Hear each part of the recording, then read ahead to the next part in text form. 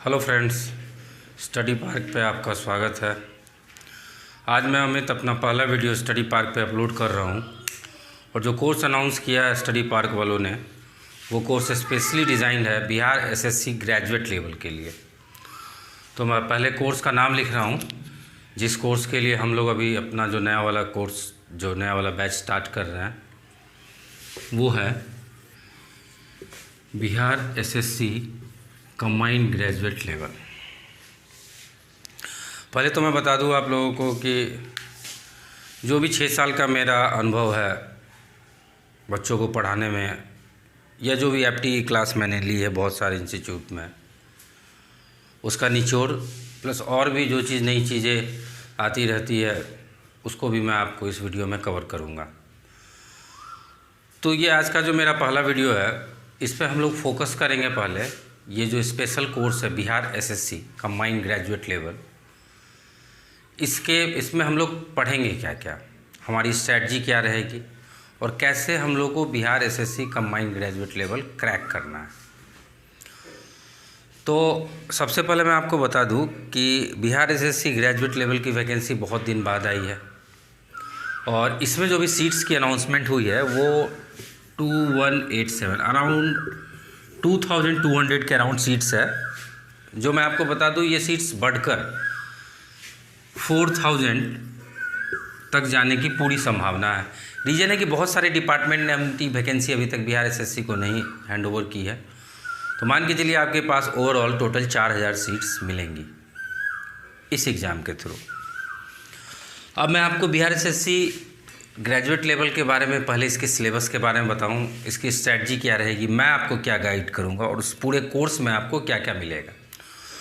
तो आज की जो मेरी वीडियो रहेगी वो एक तरह से सिलेबस डिस्कशन, कुछ मोटिवेशनल आप लोग को बात बताऊंगा मैं इस कोर्स के लिए स्पेशली, या कोई भी वनडे एग्ज़ाम आप जो देना चाह रहे हैं, और जो हमारा सिलेबस क्या रहेगा, हम लोग क्या क्या इसमें पढ़ने वाले हैं। तो सबसे पहले अभी जो स्टार्टिंग के 2-3 वीडियो आएंगे वो कंप्लीट फ्री रहेंगे, जो भी टॉपिक के वीडियो मैं डालूँगा। उसके बाद स्टडी पार्क वालों ने जो कोर्स डिज़ाइन किया है बिहार एसएससी ग्रेजुएट लेवल के लिए, उस कोर्स में आपको जो भी इसके 3 सेक्शन है, इसकी प्रिपरेशन में जो 3 सेक्शन है मेजर, वो तीनों सेक्शन के सारे वीडियो प्रोवाइड किए जाएंगे। ऑनलाइन क्लास भी अरेंज करवाई जाएगी, डाउट सेशन भी लिया जाएगा, टेस्ट सीरीज़ भी प्रोवाइड की जाएगी और सारे थ्योरी जो आपको जीएस में कवर होते हैं वो सारे आपको पीडीएफ फॉर्मेट में मिलेंगे। मैं आपको इस कोर्स में गाइड करूंगा एप्टीट्यूड, जो मेरा मेन सेक्शन रहेगा वो मैथमेटिक्स और रीजनिंग रहेगा। इसके अलावा इसमें एक और सेक्शन बचता है जनरल साइंस का, जो हमारे और फैकल्टी हैं उनके वीडियो इसमें आते रहेंगे। रेगुलर टाइम इंटरवल पे आपको टेस्ट आते रहेंगे। तो मेरा जो YouTube चैनल है उस पर भी आप ये वीडियो देख सकते हैं। स्टार्टिंग के जो 2-3 वीडियो मैं डाल रहा हूँ, जो फोकस कर रहा हूँ कि हम लोग के पूरा कोर्स किस वे में आगे अप्रोच करेगा। तो अभी मैं बात कर लूँ कि बिहार एसएससी ग्रेजुएट लेवल में जो वैकेंसी आई है वो टोटल 2200 के अप्रॉक्स आई है, 2187 है आई थिंक। जो मैं क्लेम कर रहा हूँ कि ये बढ़ के 4000 के आसपास जाएगी। तो अभी हम लोग का जो मेन कंसर्न रहेगा कि ये जो एग्ज़ाम है, जिस चीज़ की आप तैयारी करना चाह रहे हैं, ठीक है, वो कौन कौन से दे सकते हैं, इसमें क्या क्या पोस्ट इस एग्ज़ाम को क्रैक करने के बाद आपको मिलेगी। तो देखिए, सीजीएल कंबाइंड ग्रेजुएट लेवल मतलब ग्रेजुएशन आपने किसी भी स्ट्रीम से किया है तो इसके लिए आप एलिजिबल हैं। और भी जो इसकी एज की क्राइटेरिया या और भी अदर थिंग्स है वो आप इसके एडवर्टाइजमेंट में देख सकते हैं। और ये जो मेन सिलेबस इसमें रहेगा हमारा वो है मैथमेटिक्स। मैथमेटिक्स जो है वो 10वीं स्तर तक के जो अंक गणित हैं या जो उच्च गणित हैं, जिन्हें अर्थमेटिक बोलिए, एडवांस मैथमेटिक्स बोलिए, वो आपको 10वीं स्तर के रहेंगे। रीजनिंग का एक बड़ा सेक्शन है इसमें आपको वर्बल, नॉन वर्बल वो सारे कवर किए जाएंगे। और जो तीसरा मेजर पार्ट है इसका जीएस, जनरल स्टडी इसको बोला जाता है, जिसमें आपको जनरल साइंस भी कवर करना होगा। और उसके अलावा आर्ट्स के जितने सारे सेक्शन हैं, हिस्ट्री हो गया, ज्योग्राफी हो गया, वो सारे कवर होंगे। तो हमारा जो मेन कंसर्न है वो हमारा एप्टी वाले सेक्शन पे है और सारे कंटेंट, सारे मटेरियल, सारे टेस्ट सीरीज, डाउट क्लासेज आपको रेगुलर इंटरवल पे इस कोर्स में मिलती रहेगी। तो मैं जो आपको गाइड करूँगा वो गाइड करूँगा ये दोनों सेक्शन। रेगुलर इंटरवल पे आपको वीडियो मिलते रहेंगे और उसके बाद डाउट क्लास मैं खुद लूँगा, जो आपको आपके ऐप पे इंटीमेशन मिल जाएगी कि कब मेरी doubt class arrange study park वाले करते हैं। अब देखिए, सिलेबस से पहले जो मैं ये आपको एप्टी पढ़ाऊँगा उससे पहले मैं आपको फोकस कर दूँ कि ये जो एग्ज़ाम है जिसकी आप तैयारी करने वाले हैं, इसको क्रैक करने पे आप बनने क्या वाले हैं। तो जिसमें टॉप की पोस्ट है मैं उसी के बारे में बात कर रहा हूँ। जैसे बिहार एसएससी ग्रेजुएट लेवल जो भी ये एग्ज़ाम कंडक्ट होने वाला है, जितने भी फेज़ में हो रहा है, प्री है, मेंस है, तो इसके जो सबसे टॉप नॉच पोस्ट आते हैं वो आपको पहला पोस्ट है सचिवालय सहायक। और ध्यान दीजिएगा ये कोर्स आपका बाईलिंगुअल रहेगा, दोनों लैंग्वेज में रहेगा और क्वेश्चंस भी मैं आपको हिंदी इंग्लिश दोनों में बता दिया करूँगा। हाँ, लिखूँगा मैं कोई एक ही लैंग्वेज में। तो उसके बाद से ये कोर्स में मैंने आपको बताया सचिवालय सहायक जो सबसे अच्छी पोस्ट मानी जा रही है। दूसरा एक पोस्ट है प्लानिंग असिस्टेंट, इसको आप बोल सकते हैं असिस्टेंट इन सेक्रेटेरिएट। सचिवालय में जो बिहार सरकार के सचिवालय में जितने सहायक की पोस्ट हैं। दूसरा पोस्ट है प्लानिंग असिस्टेंट, योजना सहायक का एक पोस्ट है, ये भी बहुत अच्छी पोस्ट है। और एक तीसरा पोस्ट है इसमें मलेरिया इंस्पेक्टर का भी, जिस पोस्ट का भी नाम बदल के इन्होंने कुछ और किया है, आप इसके एडवर्टाइजमेंट में देख सकते हैं। तो ये जो तीनों पोस्ट है टॉप की, ये तीनों आपको 4600 ग्रेड पे है, ठीक है। नेक्स्ट प्रमोशन में आप तीनों में से आप गस्टेड के रैंक में चले जाते हैं। सचिवालय सहायक के प्रमोशन से आप सेक्शन ऑफिसर बन जाइएगा इसके नेक्स्ट प्रमोशन में। प्लानिंग असिस्टेंट के नेक्स्ट प्रमोशन में आप एपीओ बनिएगा, असिस्टेंट प्लानिंग ऑफिसर। तो बहुत अच्छे सारे पोस्ट हैं इसमें, और भी इसमें बहुत सारे पोस्ट हैं जो इससे थोड़े लोअर ग्रेड पे में आते हैं। तो तैयारी ऐसी करनी है कि फर्स्ट बार में हम लोग इस एग्ज़ाम को क्रैक करें और अच्छे रैंक लाके एक अच्छा सा पोस्ट हम लोग इसको गैदर करें। ये तो हो गई इस कोर्स के बारे में कि क्या वैकेंसी है, क्या है। मैं सिलेबस आपको बता दिया कि मैं आपको एप्टीट्यूड पूरा गाइड करूँगा।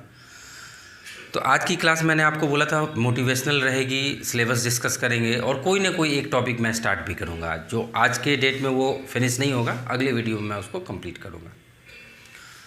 तो अभी हम लोग ध्यान देते हैं, मैं आपको आज जो स्टार्ट कर रहा हूँ वो अरिथमेटिक सेक्शन से स्टार्ट कर रहा हूँ। पहले तो मैं बता दूँ, हमारा जो मैथमेटिक्स रहेगा ये 2 सेक्शन से बना रहेगा। अरिथमेटिक मतलब अंकगणित और एडवांस मीन्स उच्च गणित। तो ये दोनों सेक्शन से मिलके मैं आपको कंप्लीट मैथमेटिक्स बताऊंगा। अब पहले आज मैं आपको अरिथमेटिक की कोई टॉपिक एक स्टार्ट करूंगा, सिलेबस दोनों का डिस्कस कर दूंगा कि क्या क्या मैं आपको बताने वाला हूं, और कुछ टॉपिक मैथमेटिक्स के जो आपको इस एग्ज़ाम में उससे क्वेश्चंस नहीं आएंगे वो भी मैं कवर करने वाला हूं। क्योंकि ये मैथमेटिक्स का जो मेरा कोर्स रहेगा वो बस ये नहीं कि डेडिकेटेड है बिहार एसएससी ग्रेजुएट लेवल के लिए। कोई भी वनडे एग्ज़ाम जिसकी आप प्रिपरेशन करते हैं उसके कोई भी क्वेश्चंस आप उठा के देख लीजिए, आप क्रैक कर लेंगे। मैक्सिमम वैरायटी मैं आपको क्लास में ही डिस्कस कराऊंगा और जो रेस्ट क्वेश्चन बचेंगे वो हम लोग डाउट सेशन में, टेस्ट सीरीज़ में और अदर प्लेस पे डाल के कवर करेंगे। तो अरिथमेटिक पे बाद में आते हैं। पहले मैं एडवांस बता दूं कि इसमें हम लोग क्या क्या करेंगे। इसमें हम लोग सबसे पहले जो सेक्शन करेंगे वो जियोमेट्री का सेक्शन करेंगे, ज्यामिति, और इसी से रिलेटेड एक सेक्शन रहेगा कोऑर्डिनेट ज्योमेट्री। कोऑर्डिनेट ज्योमेट्री एक ये सेक्शन भी करेंगे। और उसके बाद हम लोग आगे बढ़ेंगे, जो इसके और सेक्शन हैं वो हैं अलजेब्रा, बीजगणित, ट्रिगोनोमेट्री, और जो लास्ट सेक्शन ट्रिगो में मैं आपको हाइट एंड डिस्टेंस भी कवर करूँगा।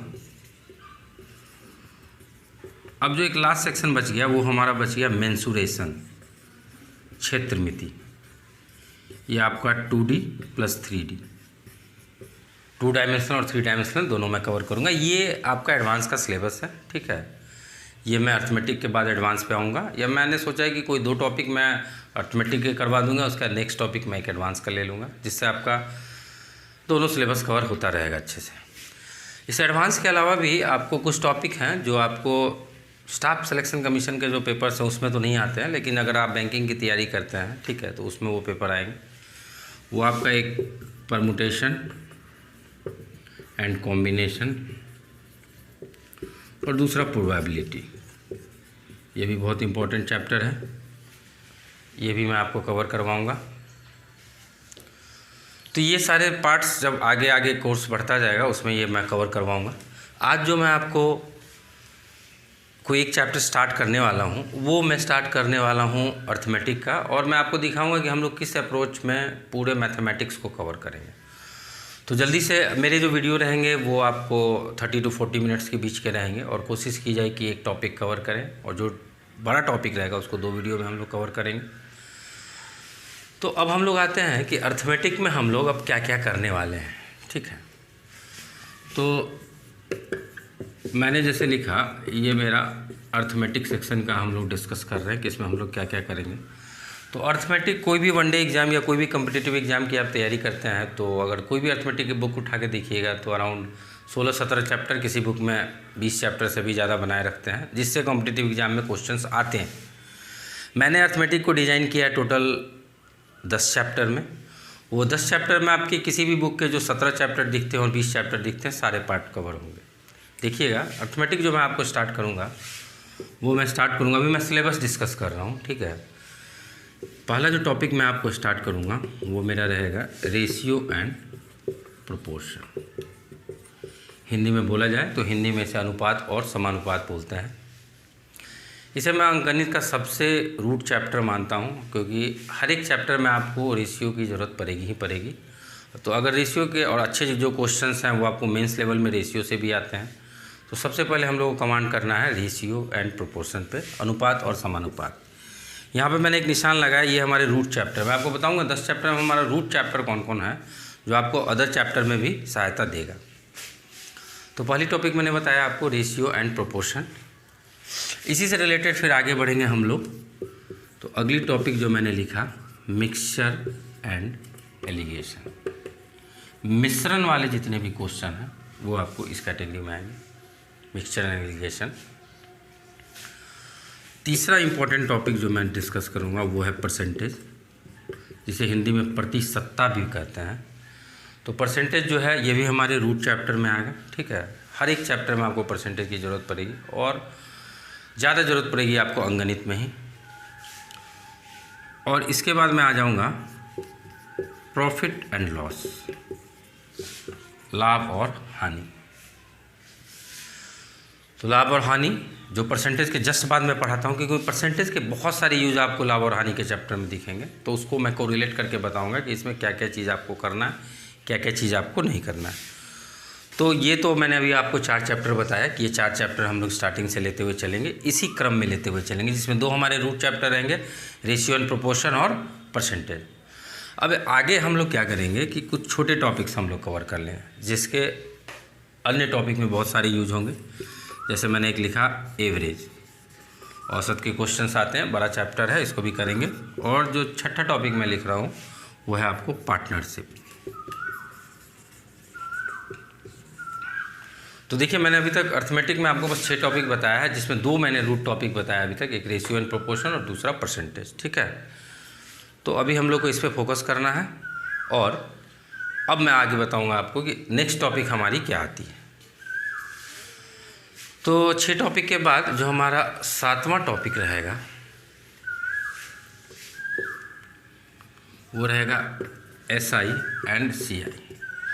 मैक्सिमम बुक में ये दोनों अलग अलग चैप्टर बना दिए जाते हैं, लेकिन दोनों सिस्टर चैप्टर है, simple interest and compound interest, ठीक है। इसमें जितने भी क्वेश्चंस रहेंगे इंस्टॉलमेंट वाले, वो सारे क्वेश्चन हम लोग डिस्कस करेंगे। प्री से लेकर मेंस लेवल के क्वेश्चन, सारे क्वेश्चंस हम लोग क्लास में डिस्कस करेंगे।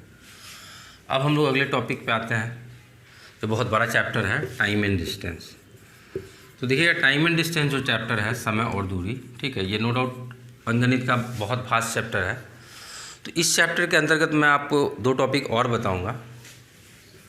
जो ट्रेन्स वाले प्रॉब्लम हैं वो मैं इसी टॉपिक के अंदर डिस्कस करता हूँ, और जो बोट्स वाले प्रॉब्लम हैं, बोट्स एंड स्ट्रीम्स, जो नदी और धारा वाले क्वेश्चंस हैं, वो भी मैं आपको इसी में गाइड करूँगा, ठीक है। उसके बाद अब आगे मैं बढ़ता हूँ इसमें कुछ रेसेज वाले क्वेश्चंस होते हैं। आपने देखा होगा कि ए बी से 50 मीटर आगे वो कितनी रफ्तार बढ़ाए कि उसको ओवरटेक कर ले, जो इस कैटेगरी के क्वेश्चंस होते हैं। तो ये हम लोग कवर करेंगे टाइम एंड डिस्टेंस में, ये 8वां। और 9वां टॉपिक भी जो है वो हमारा, वो भी थोड़ा सा बड़ा टॉपिक है, टाइम एंड वर्क, समय और कार्य। इसमें भी जो हम लोग छोटे छोटे टॉपिक कुछ कवर करेंगे, जो इसके कोर क्वेश्चंस रहेंगे वो तो हम लोग पढ़ेंगे ही। और इसी टॉपिक के अंतर्गत हम लोग पढ़ेंगे पाइप्स एंड सिस्टम्स, टंकी वाले जितने भी क्वेश्चंस हैं, कब भर जाते हैं, कब खाली हो जाते हैं, इस कैटेगरी के बहुत सारे वैरायटी के क्वेश्चंस हैं। और इसी में जो एक और टॉपिक जो हमारा बच रहा है वो है mixed proportion. Mixed proportion, work done equal to man गुने डे इंटू एच, मतलब जो टोटल कार्य होता है वो हम लोग, जो कार्य वाले क्वेश्चन रहेंगे वो हम लोग इसमें डिस्कस करेंगे। तो टाइम एंड वर्क भी बड़ा चैप्टर है, इसको भी हम लोग करेंगे। और जो मैं आपको रूट चैप्टर बार बार बता रहा हूँ कि रूट चैप्टर का हम लोग यूज करेंगे, तो देखिएगा जो भी रूट चैप्टर मैं बता रहा हूँ उसका बहुत ज़्यादा यूज होगा आपको इन सारे चैप्टर्स में।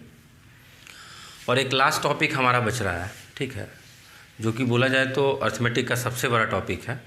बहुत कोई इसको एडवांस में ही पढ़ाते हैं, लेकिन कोर चैप्टर है ये, आपको कोर चैप्टर है आपको ये अंकगणित का ही। और ये जो चैप्टर है ये है नंबर सिस्टम। नंबर सिस्टम एक बड़ा चैप्टर है क्योंकि इसमें बहुत सारी वैरायटी है, ठीक है, डिविडेंड के क्वेश्चन है, रिमाइंडर के क्वेश्चन है, वर्ड प्रॉब्लम है, बहुत बड़ा चैप्टर है ये। हर एक कैटेगरी के क्वेश्चन हम लोग इसको कवर करेंगे नंबर सिस्टम में। जितना शॉर्टकट होगा हम लोग कोशिश करेंगे इसमें सीखने के लिए। और इसी टॉपिक के अंदर में एक और सब टॉपिक आपको करवाऊँगा, HCF and LCM, highest common factor and least common factor. ये आपका अर्थमेटिक का ओवरऑल सिलेबस है। तो यही 10 मेजर टॉपिक में मैं आपको पूरी अर्थमेटिक कवर करूँगा। और जो भी चीज़ आपका लग रहा है कि कोई चीज़ छूट रहा है, ठीक है, वो आप कमेंट सेक्शन में मुझे बता सकते हैं। लेकिन मैं अपने हिसाब से कोशिश करूँगा सारी टॉपिक आपको इस कोर्स में कंप्लीट की जाए। अब मैं अपने बारे में बता दूँ, कोई भी टॉपिक स्टार्ट करने से पहले, जो भी मेरा अनुभव है अराउंड 6 ईयर्स का टीचिंग में, और जो भी मैंने भी बहुत चीज़ सीखा है। पहले मैं जिस क्वेश्चन को अप्रोच करता था उसको और बेहतर बनाने के लिए और क्या किया जाए, तो सबका कलेक्शन मैं चाहूँगा आपको इस वीडियो में मैं दूँ। और तैयारी ऐसी हो कि फर्स्ट अटैम्प्ट में आप लोग Bihar SSC combined graduate level को क्रैक करिए, टॉप की पोस्ट लीजिए, सचिवालय सहायक हो गया, प्लानिंग असिस्टेंट हो गया, इन सारे पोस्ट आप लोग को मिले। तो अब हम लोग आते हैं मुद्दे पे कि हम लोग को करना क्या है और कौन सी टॉपिक आज मैं स्टार्ट कर रहा हूँ। तो मैंने बेसिक टॉपिक आपको बताई कि रेशियो प्रोपोर्शन हमारा बेसिक टॉपिक है। तो हम स्टार्ट भी करेंगे रेशियो एंड प्रोपोर्शन से और बताएंगे कि हम लोग कैसे इसको आगे पढ़ेंगे, आगे कैसे हम लोग इसको अप्रोच करेंगे। तो देखिए, जैसे मैंने लिखा, पहली टॉपिक अर्थमेटिक का मैं स्टार्ट कर रहा हूँ रेशियोज एंड प्रोपोर्शंस। हिंदी में जिसे बोला जाता है, हिंदी में अनुपात और समानुपात।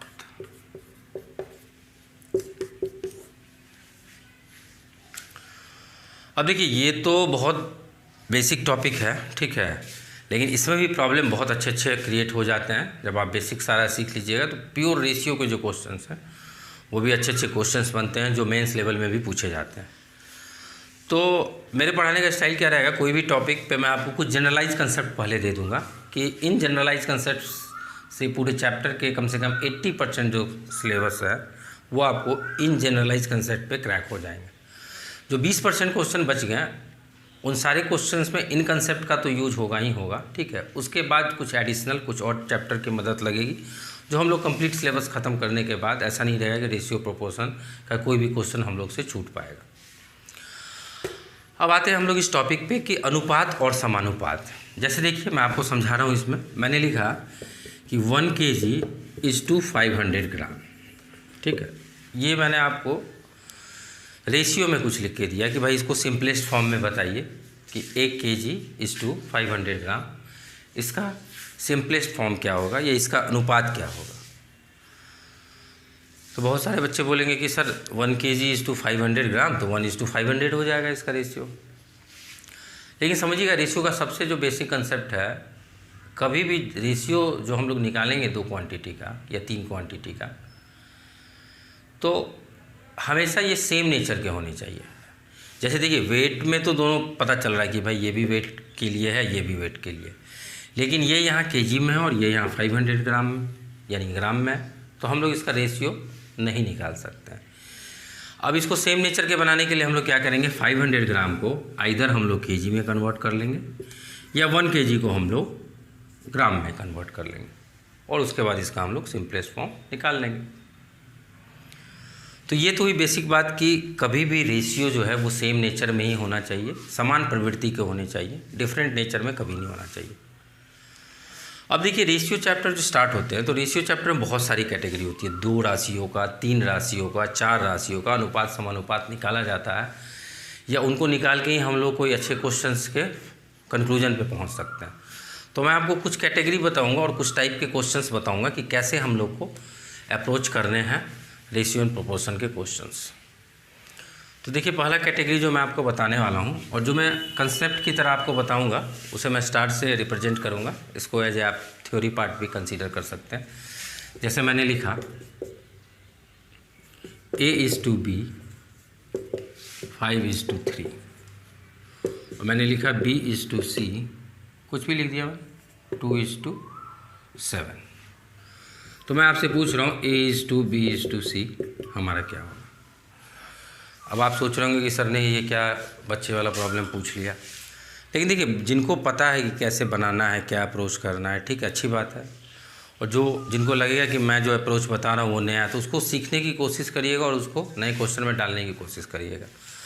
अब A और B का अनुपात 5:3 बोला गया, B/C का अनुपात 2:7 बोला गया, तो देखिए दोनों में हमारा क्या कॉमन है, B, और इसकी वैल्यू 3 है, इसकी वैल्यू 2 है। तो एक जनरल मेथड जो है कि 3 और 2 का लीस्ट कॉमन फैक्टर हम लोग निकाल लेंगे और वहाँ से हम लोग B को इक्वल कर लेंगे, और B के इक्वल होने के लिए आपका ये 5 भी चेंज हो जाएगा, ये 7 भी चेंज हो जाएगा, तो जो वो रेशियो आएगा वो फाइनल रेशियो रहेगा। लेकिन हमारा अप्रोच देखिए, जब भी हम लोग इस टाइप के क्वेश्चंस रहेंगे कि पहले वाले सीरीज़ का जो लास्ट टर्म है वो अगले सीरीज़ में अगर पहला टर्म रहे, ठीक है, तो पहले जो दोनों टर्म रहेंगे उनको हम लोग मल्टीप्लाई कर देंगे, वो हमेशा हमें क्या देगा, A। उसके बाद लास्ट का जो दोनों टर्म है उसको हम लोग मल्टीप्लाई कर देंगे, वो क्या देगा हमें, C। और इसको हम लोग डायगोनली अगर मल्टीप्लाई कर देंगे तो वो हमें क्या देगा, B। तो ये जो है ये हमें A/B/C मिल जाता है इस अप्रोच से कि पहले वाले टर्म हमें A देगा और बाद वाला टर्म हमें C देगा और इसको डायगोनली गुना कर देंगे तो ये हमें क्या देगा, B देगा। तो एक तो ये सबसे सिंपल कैटेगरी हुई जो मैंने आपको उठाया। अब देखिए एक तो सबसे ये बेसिक हुआ। अब मैंने लिखा 2A = 3B = 5C, इस कैटेगरी के क्वेश्चन। देखिए इसको मैं अभी ABC में रिप्रेजेंट कर रहा हूँ, एग्जाम में जो क्वेश्चंस आएंगे इसमें अलग स्टोरी बना दी जाएगी कि 2 times of Rahul income = 3 times of Mahesh income = 5 times of Suresh income. If total income is this much then find the income of B, या if total income is 5,000 then find the difference of incomes of B and C। बहुत सारी variety बन जाएंगे इस पर basics questions के। तो पहले इसको हम लोग को अच्छे से सीखना है, तब हम लोग बड़े क्वेश्चन पे जाएंगे। अब देखिए जैसा हम 2A = 3B = 5C, यहाँ हम ABC, एक जनरल मेथड जिस पर मैं ज़्यादा डिस्कस नहीं करने वाला हूँ क्योंकि ये कम्पिटिटिव एग्जाम है और पेपर्स में हम लोग के पास बहुत कम टाइम रहते हैं, तो इन सब में हमें ज़्यादा नहीं सोचना है, बस जो कैटेगरी मैं बता रहा हूँ उसको दिमाग में रखना है। 5-6 कैटेगरी है, कोई भी क्वेश्चन उसी के आसपास इधर उधर घूमेगा। अब देखिए यहाँ जब भी इस टाइप के कैटेगरी हैं तो यहाँ से आपको दिख रहा होगा A/B, अगर मैं B को इधर लेते आऊँ तो ये 2 इधर जाएगा 3:2, फिर B/C यहाँ से 5:3, मतलब पहले वाले कैटेगरी पे जा रहा है। लेकिन ये सब कुछ नहीं सोचना है, जहाँ आपने मल्टीपल्स में देखा कि 2 times of A, 3 times of B और 5 टाइम्स ऑफ C है, तो इसके फाइनल रेशियो निकालने के लिए हम लोग क्या करेंगे, अगर A की वैल्यू निकालनी है तो हम लोग A को हाइड कर लेंगे। अब अगर हम लोग जब A को हाइड करें तो B और C के जो भी कोफिशिएंट हैं उसके को मल्टीपल कर लेंगे, जो हमें क्या देगा, A की वैल्यू देगा। तो A को हाइड किए 3 × 5 15, ये हमारा A हो गया। B को हाइड किए 5 × 2 10, ये हमारा B हो गया। और अब C को मैंने हाइड किया तो 3 × 2 ये 6, ये हमारा क्या हो गया 15:10:6, ये हमारी एक दूसरी कैटेगरी बन गई। इससे वर्ड प्रॉब्लम्स बहुत बन जाएंगे। अभी मैं आपको कैटेगरी पे समझने, पहले मैंने बोला A:B, B:C, अब मैं आ रहा हूँ 2 times of A = 3B = 5C। अब देखिए ये दूसरा कंसेप्चुअल मैंने बताया आपको, जितनी वैरायटी होती है मैं आपको एक एक एग्जाम्पल से बता दे रहा हूँ। अब देखिए मैंने लिखा 1/2A = 1/5B = 1/7C। अब एक वैल्यू है A/2 = B/5 = C/7। वर्ड में भी लैंग्वेज इसी तरह बनेगा। Half of the income of Suresh is equal to 1/5 income of Mahesh is equal to 1/7 income of C. समझ रहे होंगे लैंग्वेज में क्वेश्चन कैसे फ्रेम होगा। अब यहाँ से मैं आपसे पूछूँ ABC की वैल्यू क्या होगी, फिर वही पुराना लेंदी अप्रोच, A/B निकालिए, B/C निकालिए, फिर ABC बताइए। उन सारे अप्रोच को नहीं फॉलो करना है। जब भी इस टाइप के टर्म्स हमें दिखेंगे, ठीक है, यानी ऊपर की वैल्यू न्यूमरेटर अंश की वैल्यू हमेशा अगर 1 दिखेगी और वो मल्टीपल फॉर्म में रहेगा तो ABC हम लोग डायरेक्ट उसके डिनोमिनेटर से रिप्रेजेंट कर देंगे। तो ये हमारा 2:5:7। तो देखिए जब मैंने क्या बोला, ऊपर का न्यूमरेटर अगर 1 आपको दिखेगा तो ABC का जो रेशियो रहेगा ऑलवेज उसका डिनोमिनेटर रहेगा। ये मैंने आपको थर्ड कंसेप्ट बताया। अब मैं आपको बताऊं कि ये तो आपको मैंने ऊपर में 1 वाला बता दिया। अगर मान लीजिए आपको मैं दे दूं 2/5A = कुछ भी मैं दे दूं 3/5B = 2/7C। अब मैं आपसे इसमें पूछूं ABC की वैल्यू क्या होगी, तो फिर एक जनरल अप्रोच A:B और B:C निकाल के, लेकिन वो सारे अप्रोच को हम लोग भूल जाएंगे। जो मैं आपको बता रहा हूँ अप्रोच, उस अप्रोच पे चलिए, कम से कम रेशियो के 100 क्वेश्चन सॉल्व करिए, तब आपको फ़र्क पता चलेगा कि आप कितने फास्ट होते जा रहे हैं। अब देखिए अगर इस क्वेश्चंस को मैं किसी तरह ऊपर के न्यूमरेटर को A बना दूँ, 1 बना दूँ, तो फिर जो मैंने पिछला कंसेप्ट सीखा है सेम उसी तरह हम लोग अप्रोच कर लेंगे। तो ऊपर वाले टर्म को 1 बनाने के लिए हमें क्या करना होगा, ऊपर के जितने टर्म हैं उनका लीस्ट कॉमन फैक्टर LCM से हम लोग नीचे के टर्म को मल्टीप्लाई कर देंगे। तो 2, 3, 2 LCM क्या होगा 6। ये हम लोग ऐसा क्यों कर रहे हैं कि लीस्ट कॉमन फैक्टर से जब भी डिवाइड करेंगे ऊपर वाला क्वांटिटी तो ऊपर में हमेशा 1 बचने वाला है। जैसे यहाँ मैंने देखी, यहाँ पे 3 और ये ऊपर में 1 बचा, फिर यहाँ 2 ऊपर में 1 बचा, फिर ये 3 और ये ऊपर में 1 बचा। तो अब देखिए अब तरह से क्वेश्चन मेरा क्या हो गया 1/15A 1/10B = 1/21C। यही हमारा क्वेश्चन बचा। तो मैंने आपको बताया था ऊपर में अगर डिनोमिनेटर आपको 1 दिखेगा, ठीक है, तो जो नीचे का डिनोमिनेटर रहेगा वही हमारा फाइनल रेशियो आ जाएगा। तो इसको मैं लिखूँगा क्या, तो इससे मैं क्या लिखूँगा, डायरेक्ट लिखूँगा 5 3 × 15, 5 × 10 10, 5 × 2 10 और 7 × 3 21। तो ABC का रेशियो जो होगा ये हमारा ये 15:10:21 हो जाएगा। अब देखिए अगले कंसेप्ट पे जाते हैं हम लोग। अगले कंसेप्ट पे मान लीजिए कि अभी तक हम लोग 3 टर्म में बढ़ रहे थे A:B B:C। मान लीजिए कि एक चौथा भी टर्म आ गया D का, ठीक है, उसको कैसे अप्रोच करना है। तो एक जनरल अप्रोच तो यही हमारा कि भाई सबको एक साथ लिखते हुए जो बीच का कॉमन फैक्टर रहेगा उसको हम लोग इक्वल करने की कोशिश करेंगे। लेकिन एक दूसरा अप्रोच भी है जिसमें आपको समय की बचत होगी। जैसे मैंने लिखा A:B B:C और C:D। मैंने एक टर्म और एक्स्ट्रा लेते आया ABCD। अब मैं छोटा छोटा टर्म लेके आपको बताता हूँ। यहाँ मैंने लिखा 2:3, ठीक है, फिर मैंने लिखा आपको 3:5 और फिर मैं लिखा आपको 3:2।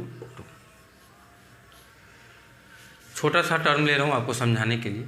अब मैं आपसे पूछूँ ABCD। तो देखिए इस कैटेगरी के क्वेश्चन को हम लोग किस तरह बहुत जल्दी अप्रोच कर सकते हैं। जब ये 4 टर्म में गया तो हम लोग क्या करेंगे, ऊपर वाले रो को मल्टीप्लाई करेंगे, वो हमेशा हमें A देगा। 3 3 9 9 2 = 18, ये हमें A देगा। B के लिए होल्ड करेंगे, C के लिए होल्ड करेंगे, बचेगा D। इस वाले टर्म को मल्टीप्लाई करेंगे, 5 3 = 15, 15 2 = 30। तो हमें A और D की वैल्यू पता चल गई, मतलब A की वैल्यू 18 और D की वैल्यू 30। अब देखिए B की वैल्यू हम लोग जल्दी से कैसे निकालेंगे।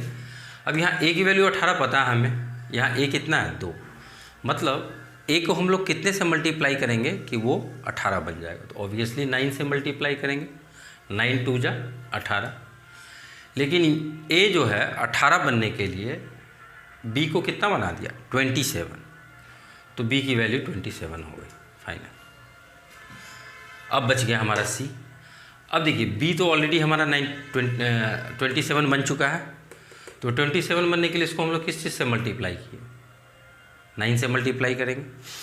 तो 27 बनने के लिए जब b को 9 से मल्टीप्लाई करेंगे तो c का जो 5 है इससे मल्टीप्लाई होकर क्या देगा हमारे 45, और इसको हम लोग सिंपलेस्ट फॉर्म में कट लेंगे अगर ये डिविजिबल है तो। यहाँ तो मैं देख पा रहा हूँ कि ये 3 से डिविजिबल है, 3 6 9 15 और 10, ये आपका सिंपलेस्ट फॉर्म हो गया। अब फिर से मैं एक बार रिपीट कर रहा हूँ आपको, A/B, B/C, C/D, ठीक है, 2/3, 3/5, 3/2। जब चौथा टर्म आ जाएगा हम लोग इस तरह से अरेंज करके लिखेंगे, इसका लास्ट इसका फर्स्ट, इसका लास्ट इसका फर्स्ट, ठीक है। पहले वाले रो को मल्टीप्लाई करेंगे वो हमें a देगा, लास्ट वाले रो को मल्टीप्लाई करेंगे वो हमें d देगा। a और d पता चल गया। अब हमें आना है b पे, तो यहाँ से a की वैल्यू 18 है और यहाँ a की वैल्यू 2 है, तो इसे 18 हम लोग कैसे बनाएंगे, जब हम लोग इसको 9 से मल्टीप्लाई करेंगे। तो 9 से जब मल्टीप्लाई किए तो ये 18 बन गया, लेकिन ये b को क्या बना दिया 27, 9 3 जा 27। अब हमें d निकालना है, तो b तो है हमारा यहाँ 27, इस 3 को 27 बनाने के लिए फिर यहाँ अगर 9 से मल्टीप्लाई किए हैं तो ये ऑटोमेटिकली 9 × 5 क्या हो जाएगा 45। तो ये जो रहा मेरा ये सिंपलेस्ट फॉर्म रहेगा। इस कैटेगरी के क्वेश्चंस को हम लोग बहुत तरह से लैंग्वेज के टर्म में, income of A/B is this one, B/C and C/D is this one, if total incomes of ABCD, या they can say if the income of B is this much. Maximum variety of questions they will ask from 4 ratio questions, like if A/B C/D। तो हम लोग को focus करना है कि इस तरह से हम लोग इसको आगे अप्रोच करेंगे। ये मैं आपको कुछ क्वेश्चंस को कंसेप्ट की तरह बता रहा था ताकि आपको पूरे चैप्टर के जो वैरायटी मिलेगी उसमें आपको कोई दिक्कत ना हो। तो ये कुछ बेसिक कंसेप्ट है जो मैंने आपको 4-5 दिए रेशियो में, जो आपको हर एक वर्ड प्रॉब्लम में आपको मदद करेगा। हाँ, वर्ड प्रॉब्लम की बात हुई है तो वर्ड प्रॉब्लम रेशियो में बहुत वैरायटी के बनते हैं। वर्ड प्रॉब्लम को भी जो हमें अप्रोच करना है वो एक अलग तरीके से अप्रोच करना है। अब वो भूल जाना है वो x वाला मेथड, 100 वाला मेथड, और भी बहुत सारे मेथड जो चलते थे। और बहुत सारे बुक्स देखे होंगे कि शॉर्टकट्स ट्रिक के, इसके कोई भी शॉर्टकट ट्रिक जनरलाइज नहीं होता है। मैं आपको कोई किसी भी क्वेश्चंस के जो शॉर्टकट ट्रिक हैं उसमें कुछ ना कुछ चेंजेस अगर कर दिया जाए तो वो फिर इम्प्लीमेंट नहीं हो पाएगा। और अगर सही में बोला जाए कोई भी शॉर्टकट ट्रिक, तो किसी भी क्वेश्चंस को जब हम लोग सॉल्व करते हैं तो उसका जो पेनल्टीमेट स्टेप होता है, एक स्टेप से पहले वाला स्टेप, उसी को जनरलाइज करके लोग एक फार्मूला बना देते हैं, जो मैं सजेस्ट नहीं करता हूँ। मैं आपको बताऊँगा पहले जनरलाइज अप्रोच किसी भी क्वेश्चंस का, और उसके बाद फिर उसको कैसे हम लोग